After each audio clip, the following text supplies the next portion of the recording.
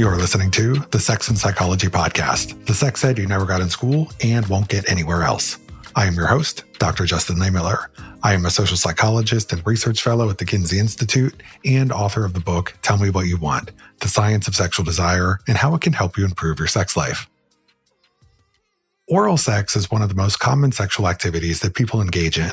However, it's almost never part of the conversation when it comes to having safer sex, despite the fact that most of the same infections transmitted via penetrative intercourse can also be transmitted through oral sex, such as herpes, gonorrhea, and HPV. So why do we so rarely hear about safety in the context of oral sex? In part, it's due to the fact that oral sex is widely assumed to be a low or no risk activity. But another big reason is because the options have never really been all that great. For example, while dental dams have been around for decades, people generally find them to be pretty awkward and unsexy to use.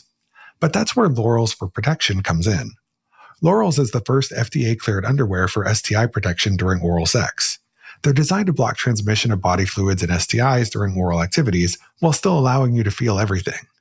A new Kinsey Institute study just explored people's real-world experiences using Lorals, so that's what we're going to be diving into today. We're going to discuss why oral sex deserves more attention in conversations about sexual health, as well as how Lorals is changing the game when it comes to how we think about safety, pleasure, and intimacy. I am joined by Dr. Cynthia Graham, a professor of gender studies at Indiana University and a senior scientist at the Kinsey Institute. She has been editor-in-chief of the Journal of Sex Research since 2009. She has conducted research on a wide range of topics, including male condom use, hormonal contraceptives, women's sexuality, women's sexual pleasure, as well as sexual problems and sexual health among older adults. This is going to be another fascinating conversation. Stick around and we're going to jump in right after the break. For nearly 80 years, the Kinsey Institute has been the place where sex and relationships are understood. Now, you can help advance its expert-led research. This month, the Match Group is offering an incredible 2-to-1 match for all gifts to the Kinsey Institute Research Fund in recognition of its vital impact. Your donation will help fund important research on topics such as sexual well-being and aging, sexual assault prevention, shifting dating trends, and the impact of AI and technology on relationships. Donate now to help maintain the Kinsey Institute as the global hub to explore, discover, and share knowledge about sexuality, relationships, and human behavior. Be part of this crowdfunding campaign and make your gift to the Kinsey Institute Research Fund go further this October.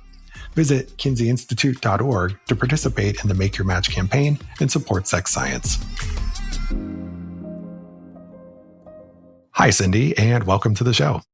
Thanks, Justin. Thanks for having me. Well, it's always a pleasure to speak with you. So we're going to be talking all about oral sex today, but specifically in the context of safer sex, which is something that we almost never hear about. And this is interesting because oral sex is one of the most common sexual activities that people engage in, but it's rare for it ever to be mentioned in conversations about STI prevention. So let's start there. Why do you think that is? Why is this something that's almost never discussed? The first answer to that is I think a lot of people are unaware about the risks of STIs with oral sex. And certainly we know from a lot of research, and it's not really changing, that very few people use either male condoms or internal condoms or any kind of protection when they have oral sex. And I'll say right at the beginning, one of the reasons we did this study and are so interested in this new product we were looking at is we know dental dams are extremely unpopular. I've been looking at the data from different countries actually across the world, and it just consistently, the uptake is very low. They're deeply unpopular and they're just not used. And there's good reasons for that, I think, as well. We've been really excited about this study and are looking forward to presenting the results on it. So when it comes to oral sex, the most common recommendations would be to use things like condoms or dental dams. And of course, everybody knows what a condom is, but a lot of people have never even heard of dental dams, which are these thin sheets of latex or polyurethane that you can hold in place over the vagina or anus to block the exchange of fluids during mouth-genital contact. And dental dams have been around for a pretty long time, since at least the 1990s, but the public awareness is pretty low and they're actually really hard to find. So I know you mentioned that there are some reasons why dental dams kind of never really caught on, but I'm curious to dive a little deeper into that. Why do you think that dental dams just never really made it to the same level of popularity as things like condoms? Well, first, you mentioned one thing about them being hard to find. This is in the context of the UK rather than in the US. But when I was in the UK and taught on human sexuality, my students did a project a couple of times on trying to find dental dams. And they were really difficult. They weren't even in the University Health Centre. In working on another project looking at internal condoms, I did a focus group, actually 2 focus groups with young, very young adolescent women. They had never heard of dental dams. I had one with me, to show them. They also hadn't heard of internal condoms or what used to be called female condoms. So there's a real lack of awareness. The other thing I would say is there's actually very little research on dental dams. I've been editing a journal of sex research now for 15 years. We've had one paper in 15 years on dental dam. And actually what that paper showed is that they were very unpopular. And so in the UK, it's kind of a well-known thing. There's a comedian who did a skit, Joe Brand, who mentioned what dental dams, how unpopular they were, and also female condoms she joked about as well. So I think it's a combination of not having knowledge, not having access, and not being aware of the risks. And the risks are there, right, for STIs. We know that. And very few people also use male condoms for oral sex. But dental dams is often less than 1% have ever used a dental dam. Yeah, I find the same thing in my research. When I ask people about frequency of condom use during different sexual activities, for oral sex, it's in like the low single digits in terms of people who do that with any regularity. So it's just not super common for people to take any precautions during oral sex. Now, when I used to teach human sexuality courses for college students and I would talk about dental dams, it was the first time for many of them hearing about them too. But I would also teach them how they could make their own. And you can basically just take a regular male condom, you can snip the tip off, and then you can slit it down the side. And when you unroll it, basically you've got something that's functionally equivalent to a dental dam. So, I know they're hard to find like as a standalone product, but turns out you can actually make your own pretty easily as long as you have a condom handy. Yeah, I knew that as well. But again, I think very few people are aware of that. And the other reason they're unpopular too is what you mentioned about holding in place. Yep. That is not seen as something that is very attractive to people. And, it's surprising to me how little innovation there's been. Dental dams, as you said, have been around. I actually don't know in my head when they start, but they've been around for years. So in this study that I'll be talking about today, we were excited because it's quite different than dental dams and highly effective and FDA cleared for STI protection. Yeah. Speaking of dental dams, I did kind of like a deep dive into the topic before the show. And turns out they were invented in the 1800s, but they were used primarily for, medical purposes. They're called a dental dam for a reason because dentists use them in practice. And it wasn't until around the 1980s or so that people kind of started talking about using them for STI prevention in the wake of the AIDS crisis. And in the 1990s, we had the first FDA approved dental dam that was on the market. So still fairly recent invention, but they've been around for many years. But again, like we said, just never really caught on. But, you mentioned a little bit about how there are some risks associated with oral sex that people don't know about. So specifically, what kinds of STIs are transmissible through this activity where you might want to use protection to reduce your risk of them? Yeah. So all of the really STIs that are common, and people use male condoms for can also happen with oral sex. And there just is a real lack of concern about that. There are some of my colleagues who would argue there's been a bias about it as well, particularly when you look at women having sex with women, that there's just not a concern really about that and not seeing it as very serious and easily treated, which isn't always the case. We know STIs are sometimes, quite often with some, symptomless as well. Some are not, but so that's an added reason as well. But I know colleagues right now who are writing about this, about the bias and basically the neglect of this topic. I think it's overdue. Yeah. And thinking about why people don't use protection during oral sex, I think part of the story too is that a lot of people don't count oral sex as sex, right? And so I think this also has to do with people's definitions of sex. And so when they think about having safer sex, they're only thinking about it in the context of penetrative intercourse, not so much in terms of other activities that they might engage in. But as you mentioned, as it turns out, there are lots of STIs that are transmissible through mouth genital contact. You can get gonorrhea infections of the throat. You can transmit herpes that way. You can transmit HPV.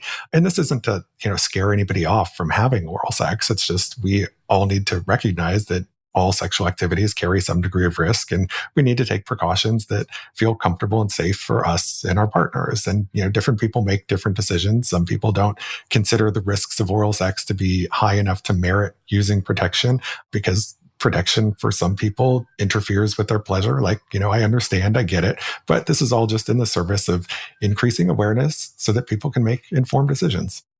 Yeah, I agree. And also, it would really help if they were pleasurable as well, right? Right. Didn't take away and detract from pleasure. As you know, there's a huge literature on male condom use about that. But that's another complaint that was made about dental dams, that they did interfere with pleasure. The application, the material, all of that. The smell, I've heard as well. Mm-hmm. So yeah, I completely agree. People vary in terms of how worried they are. And a lot of people, as we know, are worried about pregnancy prevention more than anything else. Mm-hmm. That seems to be such a consistent finding. People often think about safe sex and pleasurable sex as being at odds with one another, right? That you can only have one or the other. And there's actually some research showing that when you do pleasure-based or pleasure-focused sex ed, you can teach people what they need to do to be safe and take precautions while also maximizing pleasure at the same time. So I think we need to kind of reframe the conversation around all of this to say that safe sex can be pleasurable sex, and here's how we can make safe sex feel better and be more pleasurable. And, you can do that with things like condoms, for example, by putting a little bit of lube inside the condom. And it can add a little bit of extra feel or sensation for the person wearing the condom and might make it more pleasurable for them. So lots of things we can do, but we need to reframe the discussion around safety so that it's not this thing that's considered to be totally at odds with pleasure. Yeah. And not sexy. Yeah. So the Pleasure Project in the UK, which is a really internationally focused project, have had this slogan, put the sexy back in safer sex, which I love. There's also been there was one recent review that suggested adding a focus on pleasure, enhancing pleasure to interventions to improve use of male, I think mainly focus on male condom use really does make the interventions more effective and acceptable. All these things are long overdue. Yeah, lots of things are long overdue when it comes to sex education, but okay, so you did a study recently looking at a specific product, Lorals, that aims to make oral sex safer, and it builds on some of the issues that people have with dental dams, which, as we mentioned, can be kind of awkward to use because you have to hold them in place. So before we get into the study, tell us what Lorals are and how they offer something different compared to condoms and dental dams. Sure. Well, the first thing to say is that there are actually two types of Lorals. So we looked at Lorals for protection. That's what they're called. And they are FDA cleared. They're a very thin and very stretchy, and I think very sexy looking underwear that you wear. So you have no need to keep things in place. You talk about FDA clearance rather than approval if it's not a medication. They have been cleared by the FDA in 2022. They're available from the website, mylorals.com. They're not inexpensive. There's $25 for 4 of the Lorals, and they're not reusable. They're single use only. But I think, as someone who's just done this study and seen, we recruited 50 women for it, the reactions, even to showing them the Lorals, was like, oh, these are quite different. They fit up to 20 different sizes of women. That's a plus as well. They come in different shapes. So there's a bikini shape, there's sheer, they're different colors as well. We always found that women tended to prefer one particular type, the black bikini ones, but there's choice available. There's a very subtle scent, and the scent is vanilla. It's some kind of natural vanilla, but I think it's very, very subtle. I think lots of pluses. The other thing is that Lorals and the developer of Lorals, Melanie Crystal, focused a lot in developing this product on making it sexy. They have tips on their website for how to use them to increase pleasure, and of course lube as well. And in our study, we gave the Lorals out, but we also gave a really good lube as well, Uber lube, out to the women, and gave them instructions, suggested that they use the lube as well, because that can really add to pleasurable sex. So yeah, we're excited. We think this is the first study that have been done on this. We're pretty certain about that, the first study. And so we're excited. We're still working on the data, but we should hopefully have the paper out soon.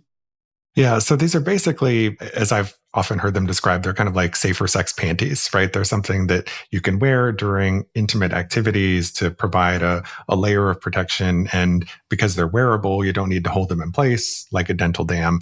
And then, there's different ways that you might be able to use them. Like I know Lorals has lots of videos on their social media about, again, tips for kind of like keeping it sexy or maybe adding a kinky element to things, right? So lots of different ways that they can be used, but they do exist to sort of provide that level of protection against STIs during sexual activities with mouth genital contact.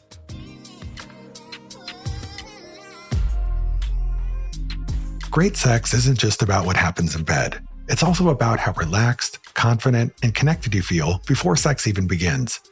If you're looking for a game-changing technique that's going to put you in the right headspace for mind-blowing sex, try bringing some sensual massage into the bedroom. Most people don't know how to give a great massage, but that's where Beducated comes in. Beducated has more than 150 courses that will help you learn to relax and enjoy sex more, as well as feel more deeply connected to your partner. Check out their course on full body massage. This amazing course will teach you how to spoil your partner from head to toe. You'll learn how to create the right mood, massage techniques for different parts of the body, as well as how you can use sensual massage to relieve tension and promote pleasure. Once you've mastered the basics, you can delve into their additional courses on genital massage to really level up your game. I have to say, I used to think I knew how to give a great massage, but now I really do. So master the art of sensual massage with Beducated. Get 50% off the yearly pass by using my last name, Laymiller, as the coupon code. Try Beducated risk-free with a 14-day money-back guarantee. Check the show notes for the link and be sure to use my last name to get your discount. Before we dive into the results, can you just give us kind of like the brief overview of like, what did you ask people to do in this study? Yeah, sure. Absolutely. So our target was to recruit 50 women. And actually we saw them in person. So there's so much concern right now about fraudulent data and so on, but this was a one-to-one encounter. We had them come into the lab and we basically had them complete the demographic basic background questionnaire there. We showed them the Lorals. We gave them instructions for the Lorals. We asked them to practice sort of 6 to 8 times in a month. And we sent them away with Lorals, and we sent them away with lube, as I said, as well. But the other things they did is they also kept event-specific ratings. So these were brief online. We sent reminders, of course, regularly. We had them rate everything from how they used, what type of sexual activity they have, did they use lube, their pleasure rating, their arousal rating, and some open-ended questions, even on the event specific. So we were really keen to do that rather than rely on retrospective comments. And then at the end of the study, they were paid for the study, a total of $50. They had a bonus at the end. And they were given a post-study questionnaire. That was online, not another in-person visit, which had a lot of questions about acceptability, all kinds of questions, many of them open-ended, but some closed-ended, asking about their experiences of Lorals. Would they use Lorals again in future? Would they recommend it? How would the product be improved? We have a lot of data, even though it's quite a small study. We had 42 women complete, which I think was pretty good for a study that they had to come in person and keep quite a lot of ratings. And actually only one of the women who didn't complete because they were not happy with the experiences. So that was a plus as well. The other thing I would say is we've got quite a diverse population in terms of age, in terms of gender, and very much so in the terms of sexual orientation. So the 42 women that completed, wide range, these were not all students. We recruited in the community. And when we did so in a really kind of old-fashioned way, we used a poster, quite a sexy poster, with really lovely images on it. And we just put it up all over town, not just again on campus. So we were pretty happy with our sample. And we have already looked at completion of the data, and it was pretty good. I mean, not everybody kept as many ratings as each other, and some had more sex than others. But we have a lot of data, and we're starting to look at the findings and starting to write them up. Yeah, sounds like a lot of data, but also, not that hard to get people to get paid to have sex for science, right? It turns out a lot of people are interested in taking part in these kinds of studies. It didn't take long to recruit these women. It was a really short period. And actually, we had people contacting us after saying, is it too late? But we'd met the 50. And because we had funding, we were paying them and giving them the Lorals as well. And this study was not funded actually by Lorals. This was an independent study we wanted to do. And so we contacted Lorals about it and were able to get discounts of the product. But we funded the study because we were so keen on looking into this product. Yeah, I love that. So generally speaking, what did you find in terms of this study? What did people think about using Lorals? What did they particularly like? And was there anything they didn't like? Yeah. Overall, I can say, without giving a lot of detailed results yet, because that's still to come in the paper, we found most of the women found they liked the Lorals. They found them pleasurable to use in the ratings. They found they did increase their confidence about being protected against STIs. The one thing which we really need to look more at, there's variability, but there's a little bit of a hint that, and we'd love to explore this in a future study, that one of the things that women talked about, this was pretty consistent across the different measures, the post-study questionnaire and the ratings, is that they were still kind of concerned about their partner's reactions. So they liked the Lorals. They weren't quite sure. We don't know whether they didn't communicate much about that. They wondered if the partner was okay about the scent, for example, the taste. They talked about things like that. We found that really interesting, that concern was there. And maybe what we would follow up with is actually a study of couples, a dyadic study where we give both partners kind of the information. The other thing I should mention that's noteworthy too, and we haven't talked about it yet, is the other thing that women mention, and actually we did find a significant finding here, is that some women liked the Lorals because they liked using them during times of menstrual bleeding. And not all the women talked about that, but some did. And we found actually there was an increase from baseline to the post-study in using Lorals during periods of bleeding. So that's another use that's not about STIs, but it is something that I know from my previous research a long time ago on menstrual cycle changes. And some people are really comfortable with having sex during menstruation and others are not. There's variability there. So that's another use, I think, of Lorals. Most of them liked the look and the feel and how thin and stretchy they were. We had a very small number that didn't actually like the smell, but it was really in really low figures. And again, worry about partner, which I think is really interesting to me. I would like to see further research on this, and I'd like to see more awareness, because in the teaching I've done, most women have not heard about Lorals. I bring them to class, right? And promote them. People, I think, that are sexuality educators could know more about this. It has been around since 2022. You mentioned their Instagram. They have a great Instagram account. And they do really promote the idea of how to make it sexier. But they're quite different from dental dams. I mean, just their appearance is different, right? Yeah. And, you're right in terms of awareness being kind of low. I've given out Lorals at some of the conferences that I've been to. I like to give away free sexual health products whenever I can. And for a lot of people, it was their first time hearing about it or being introduced to it. So yeah, part of it is just kind of increasing awareness because many people just don't know that it's even an option. But returning to your findings, I think one of the most interesting things was that participants were more likely to engage in cunnilingus during menstruation. And as you mentioned, there are some women who kind of avoid sexual activity around their periods, others who enjoy it and find something specifically more erotic about it. But I think there's also something worth mentioning here, which is that there can actually be benefits of being sexually active or even engaging in solo pleasure during menstruation. So I wondered if you could talk a little bit about, what might be some of the benefits of sexual activity when you're on your period. Yeah, great question, Justin. And this goes back to my early research too. Some women report that orgasm really helps in terms of cramps, and pain is not an unusual correlate of menstruation. And sometimes it can be quite severe. So that's been around for a long time. And there is research on that as well. So I think that's another benefit of not avoiding oral sex or any kind of sexual activity actually during menstruation. There's probably not as much about that. Looked at the website again just this morning just to see new things that they had on it. They don't broadcast that much. I think it's another advantage about orals as well, which, dental dams just wouldn't cut it, I don't think, as they move around. And the other thing I think I really like about the Lorals product is this fitting up to 20 sizes of women. Condoms now come in many different sizes, and there are fit kits, that male condoms I'm talking about now. You don't have to worry about that. They're so stretchy. And we always show the women that when they came in the study, right? And they don't break. They're strong, but they're very ultra thin and silky actually feeling as well. So all of this, I think, adds to the sort of erotic aspects of the product. So to the extent that, a product like this can make women feel more comfortable engaging sexually during menstruation, that might open up the possibility for more women to experience the benefits of pleasure when they're on their period, because as you mentioned, it can help with things like pain and other symptoms that often occur at that particular time of the cycle.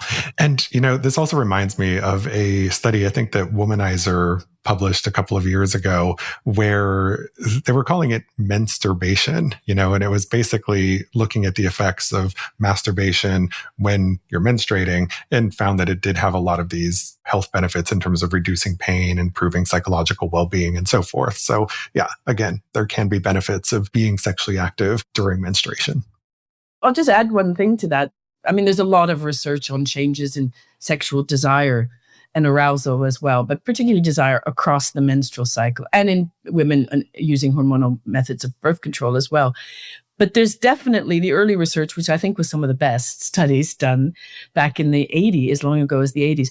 Quite a lot of those studies found that many women did actually experience a peak of sexual desire or sexual interest, whatever you want to call it, around menstruation, either premenstrually or around menses. And some of those studies were very carefully done as well.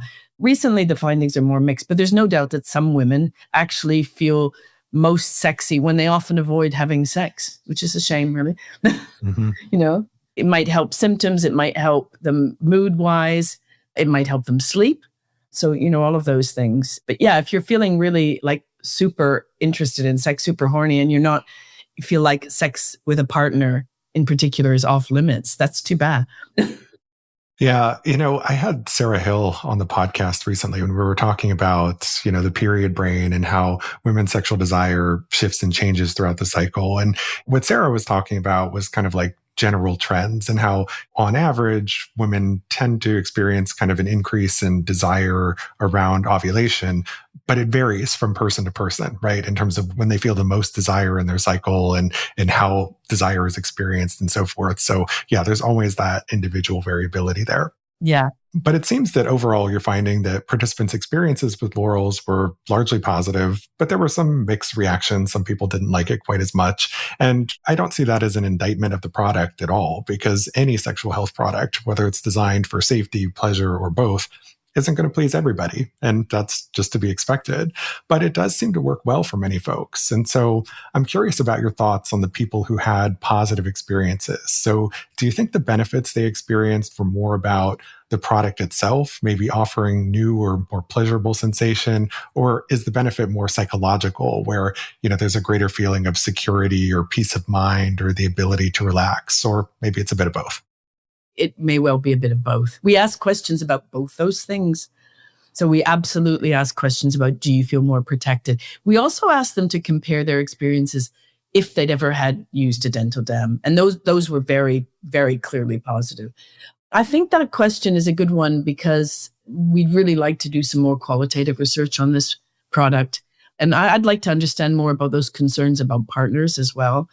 The only other thing I'd say is I think the women we recruited were really looking for something. They actually were women, which makes sense, right? How we advertised the study, that were looking for something that might help them reduce risk. They were aware that there were some risks. And some of them had tried dental dams, some had not, but all of them had heard of them actually coming into the study. So I think they were looking for something. I think largely the product, though. I think the product has a lot of pluses, as I said. I remember I saw some of the women, and two of my grad students did the interviews as well. They really kind of liked it, as soon as they taking it out of the box, and were pretty happy going away with it. And all of them tried it. Nobody did the study and didn't actually try it out. I can only really remember one particular woman, and that's the one who discontinued, who had a really kind of negative experience. But as you said, it's not going to be for everybody.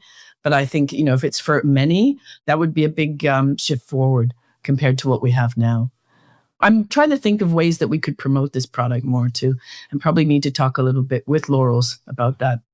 Yeah. And, that was actually going to be my next question, which was, how do we make products like this more mainstream? And, I think part of it starts with we need the data and the research, like the study that you're doing is kind of a foundation so that we can know what people's actual experiences with it are like and what the benefits are. And, speaking of benefits, I think another one is just the simple novelty of it, trying something that's new and different. And we know that novelty is one of the keys to stimulating desire and arousal. And so it's not just about the STI protection aspect. It's also about the novelty and, to the extent that wearing it can make you feel sexier. It works on a lot of different levels. Yeah, I agree about the wearing it can make you feel sexy. And that's one of the things I think they promote on their website. And I think they do look sexy, actually. And I think, our study asked them to specifically use lube as well. I mean, in the studies I've talked to you about before, male condom use, in some of the young guys that we saw, that made a huge difference. They said it was an eye-opener. I mean, they just never considered using additional lube. And the qualitative study we did on a big trial, a big group of men, and then we did a small sub-study that they talked about lube a lot. And most of the women did use lube with the product. Not all, but most did. So I'm excited about getting the findings written up. We did finish the study a few months ago, so it's kind of overdue. There's so much more we need to do in terms of increasing awareness so that people can feel empowered to make the sexual health decisions that are right for them. And, even when it comes to something like condoms, a lot of guys don't realize that condoms actually come in a lot of different sizes and a lot of different thicknesses, and not all condoms are interchangeable.